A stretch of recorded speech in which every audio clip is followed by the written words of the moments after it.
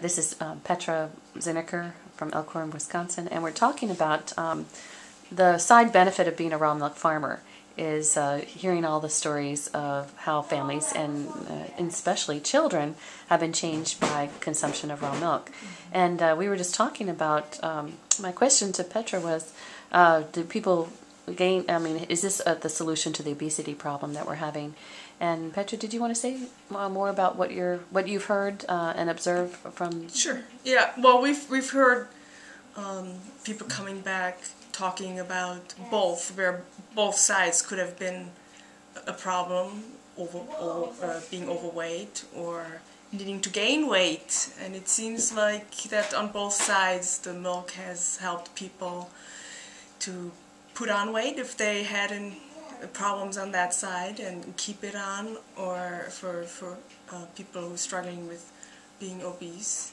It seems to be a kind of more of a regulating effect rather than saying, you know, it makes you gain weight or it helps you lose weight, or you know. And I mean, that being put aside though is also that it's not the magic bullet either. Mm-hmm. I mean, the rest of the diet has to also be healthy and but you know, like it's just another piece of the puzzle, you know. Mm-hmm.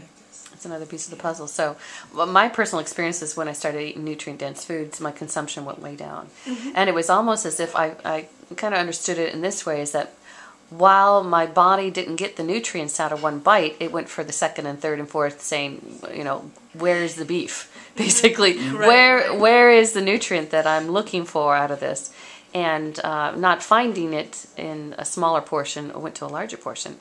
And I think a lot of the folks that drink raw milk and eat organic or biodynamic foods find something similar, mm-hmm. is that they're sated with much less food. Mm-hmm. So, and us personally have an experience in that area, maybe not so much on the milk, because we always have our own milk, but mm-hmm. we experience that very much in bread, which is also, you know, can be a whole food, and we bake our own bread. But as soon as we buy from the local bakery, even what is considered in the American diet probably as a fairly heavy mm-hmm. bread is a really light for us, and I mean, we eat 1 or 2 slices from our bread, but it's like you're stuffing a hole if you have this lighter type bread, and I'm sure it's exactly the same thing with just about any pasta. Food, yeah. If you made whole grain pasta, you couldn't eat much.